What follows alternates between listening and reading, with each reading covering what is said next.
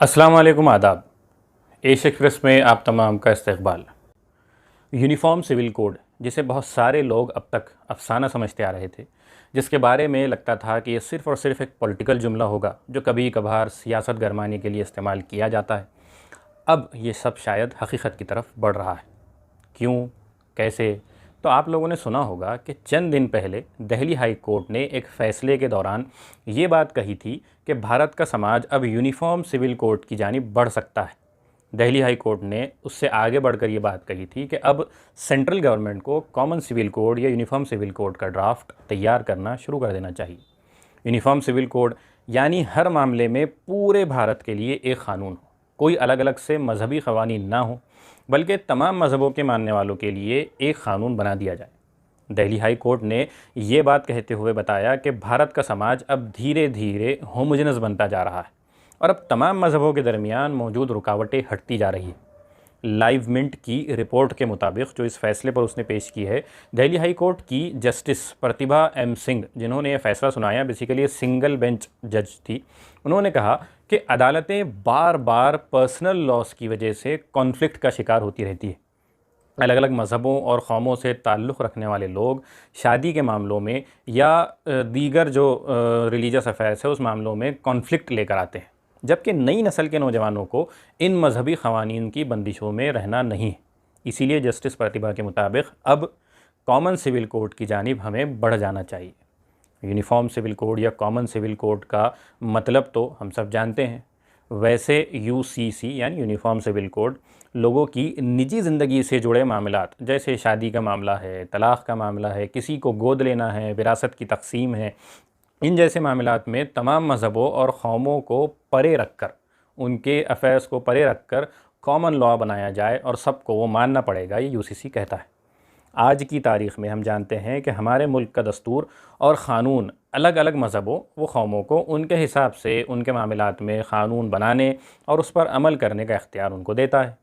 जैसे कि Hindu marriage act है, फिर उसी के साथ साथ हिंदू सक्सेशन एक्ट है, इंडियन क्रिश्चियन मैरिजेस एक्ट है जो क्रिश्चियन कम्युनिटी के लिए बनाया गया है, उनके हिसाब से लिया गया है, इंडियन डाइवोर्स एक्ट है, पारसी मैरिज एक्ट है या Parsi marriage and divorce act है।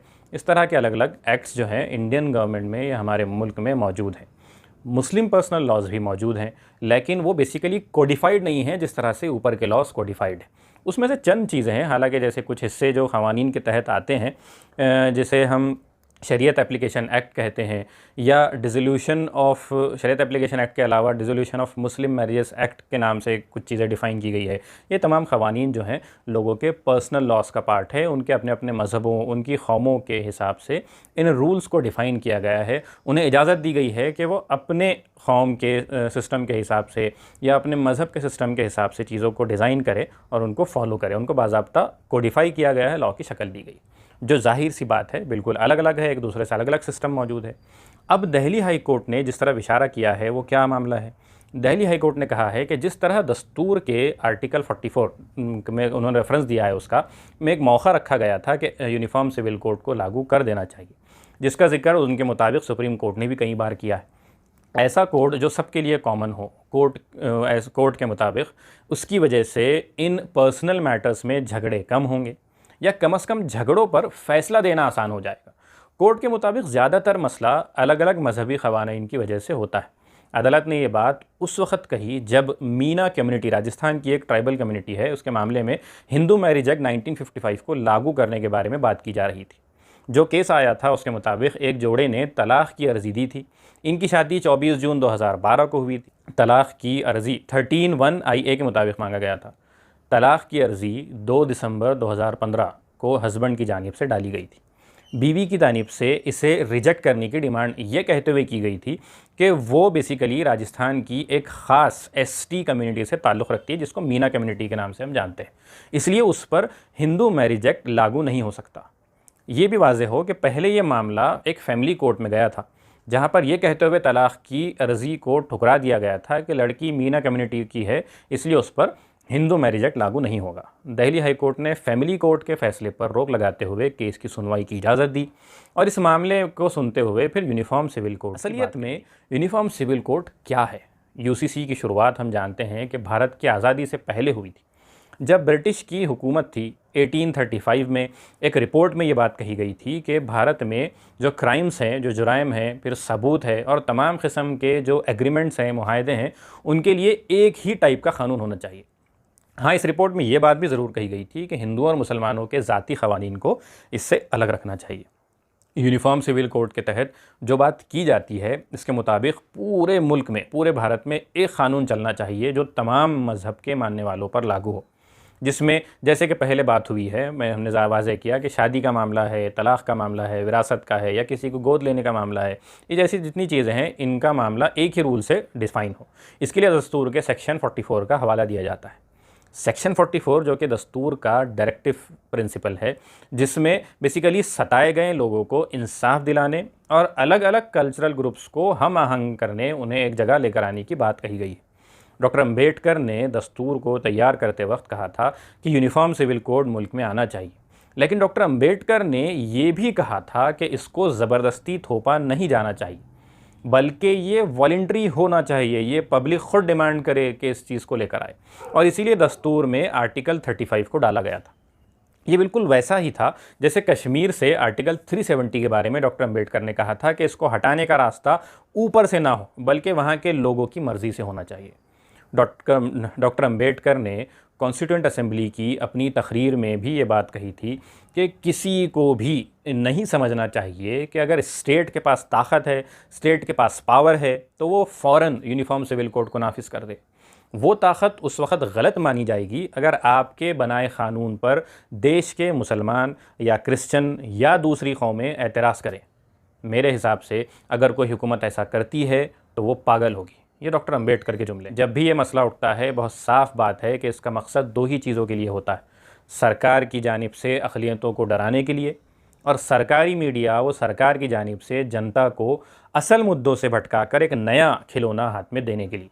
लेकिन खिलौना ऐसा जिससे खुशी नहीं बल्कि पूरे समाज में बेचैनी फैल जाती है। ये मुद्दा हमेशा से भारतीय जनता पार्टी और इसके हमनवा ही उठाते आए हैं। बीजेपी ने 2019 के इंतखाबात के मौके पर अपने मैनिफेस्टो में इसको डाला था।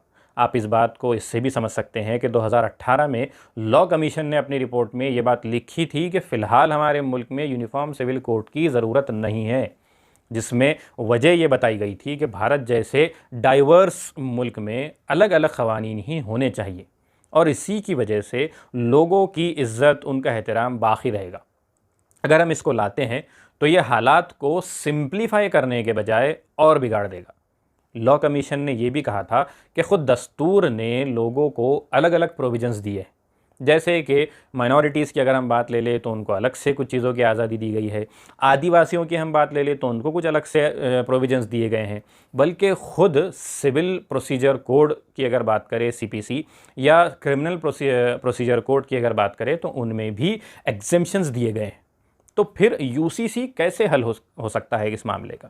और जैसा कि आपने सुना, ये ज़्यादा पुराना नहीं बल्कि 2018 ही में बात कही गई है कि लॉ कमीशन ने सजेस्ट किया है कि UCC मुल्क में नहीं लाया जाना चाहिए। अब अगर UCC को लेकर गोवा की मिसाल दी जाती है, अक्सर कहा जाता है कि वहाँ पर ये बात ऑलरेडी लागू है, लेकिन वो भी पूरी तरह से सही नहीं है। वो इसलिए कि गोवा जो कि एक वक्त पोर्तुगल की सरकार के तहत आता था, वहाँ आज भी पोर्तुगीज़ कॉलोनियों के रहने की इजाज़त दी गई है और उनके लिए पोर्तुगीज़ सिविल कोड चलता है। तो भारत में कितनी हैरत की बात है ना कि हमारे मुल्क में, हमारे भारत में दूसरे मुल्क का कानून आज भी चलता है। साथ ही वहाँ पर क्रिश्चियंस के लिए, हिंदुओं के लिए अलग अलग से मैरिज एक्ट बनाए गए।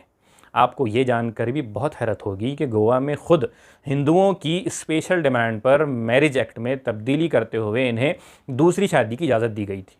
यह बात भी गौर करने की है कि हमारे मुल्क में यूनिफॉर्म सिविल कोड के सपोर्टर अक्सर वही लोग निकलते हैं जो लव जिहाद के फ़लसफ़े को भी मानते हैं। लव जिहाद जो कि प्योरली एक सियासी हथकंडा है, लेकिन मुल्क की अक़लियतों को डराने और जुल्म करने के लिए इस्तेमाल किया जाता रहा है। अगर यूनिफॉर्म सिविल कोड आता है तो फोर्स्ड कन्वर्जन के नाम पर बनाए गए क़वानीन को भी ख़त्म करना पड़ेगा। हमारे देश में यूनिफॉर्म सिविल कोड लागू करने की एक और परेशानी है। हमारे मुल्क में जितने किस्म के मज़ाहिब, जितने किस्म की कौमें या इलाक़े बसते हैं, तो इन सब को एक क़ानून के तहत लाना एक बहुत मुश्किल काम है। आप सिर्फ इतना देख लीजिए कि आपने कश्मीर से वहाँ पर जो है कश्मीर से 370 को हटा दिया, लेकिन उसके आगे एक और क़दम 371 का है जो मुल्क की कई रियासतों में लागू है। आप वो कैसे हटाएंगे? हिंदू, मुस्लिम, क्रिश्चियन, सिख, जैन वगैरह को एक क़ानून के तहत लाने की बात को तो अलग रख लीजिए, ख़ुद हिंदुओं में जितने सेक्शंस हैं उनको एक जगह लाना बहुत ज़्यादा मुश्किल है।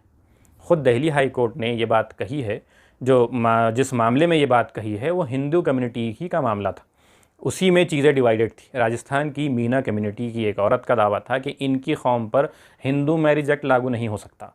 हम हमारे इस प्यारे मुल्क को अब ज़ात पात से मुक्त होने का दावा करते हैं, लेकिन आप देख रहे हैं कि आज भी मुल्क में दलित, जो कि एक हिंदू ही है, वो शादी करता है तो घोड़ी पर नहीं बैठ सकता, मूछ नहीं रख सकता, और बहुत सारी ऐसी चीज़ें हैं कि वो करता है तो उसकी जान तक ले ली जाती।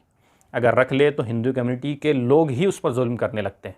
बहुत सारे लोग जो यूनिफॉर्म सिविल कोड लाना चाहते हैं वह असल में शास्त्री लॉ लाना चाहते हैं, जो कि भारत में 1955 से पहले का मामला था, जब हिंदुओं को हिंदू कोड लागू नहीं हुआ था, जिसमें औरत को न तलाक देने का हक़ था, न जायदाद में हिस्सा मांगने का हक़ था, और ना ही कोई ज़ाती आज़ादी उन्हें हासिल थी। आपको याद होगा कि भारतीय जनता पार्टी के star chief minister Yogi Adityanath ji ने कहा था कि औरत को आज़ादी की ज़रूरत नहीं है बल्कि हिफाजत की ज़रूरत है। हिफाजत की ज़रूरत की बात उन्होंने कही थी। यूसीसी के बारे में और भी बहुत सी बातें हैं कि आखिर इसको लागू करने का रास्ता क्या होगा। एक का सब पर थोपा जाएगा या सबकी बात सुनी जाएगी? सबकी सुनी जाएगी तो कानून कैसे तैयार होगा? हाँ, ये तो हो सकता है कि आप इंसाफ के नाम पर कानून कागज़ पर सब के लिए बना दें, लेकिन क्या वो लागू भी सब के लिए होगा, या सिर्फ अक़लियतों को डराने या मुल्क में और ज़्यादा नफ़रत फैलाने के लिए उसका इस्तेमाल किया जाएगा? वैसे दिल्ली हाई कोर्ट ने सरकार को नफ़रत फैलाने वालों को एक और रेडीमेड मुद्दा शायद दे दिया होगा। अब इस पर बिना सर पैर कर मीडिया में खूब चर्चा हो रही है। हमने देखा कि जैसे ये बात आई थी, चर्चा शुरू हो गई थी। बात पार्लियामेंट में भी जा सकती है, इसलिए कि एक तो कोरोना की मैनेजमेंट की वजह से सरकार बदनामी का शिकार है, दूसरा उत्तर प्रदेश में साल डेढ़ साल में इलेक्शन आने वाले हैं। उत्तर प्रदेश के मामले में तमाम लोगों का कहना है कि वहाँ सिर्फ़ और सिर्फ कम्युनल झंडा ही लहराने वाला है। चीफ मिनिस्टर योगी आदित्यनाथ ने हाल ही में पॉपुलेशन कंट्रोल बिल को पेश किया है, और साथ ही साथ उन्हीं के एक बीजेपी के उत्तर प्रदेश के एक member of parliament Ravi Kishan, और राजस्थान से member of parliament BJP Kirodi Lal Meena parliament में प्राइवेट मेंबर्स बिल के तहत पॉपुलेशन कंट्रोल बिल और यूनिफॉर्म सिविल कोड को पेश करने वाले हैं। ये उन्होंने बाज़ाब्ता लिस्टिंग की। अब आगे देखते हैं कि ये खेल और कितना दूर जाएगा और इसमें कितना लोगों को बहकाया जाएगा और मुल्क के हालात किस तरफ का रुख लेंगे। आपसे फिर एक बार मुलाकात होगी। खुदा हाफ़िज़।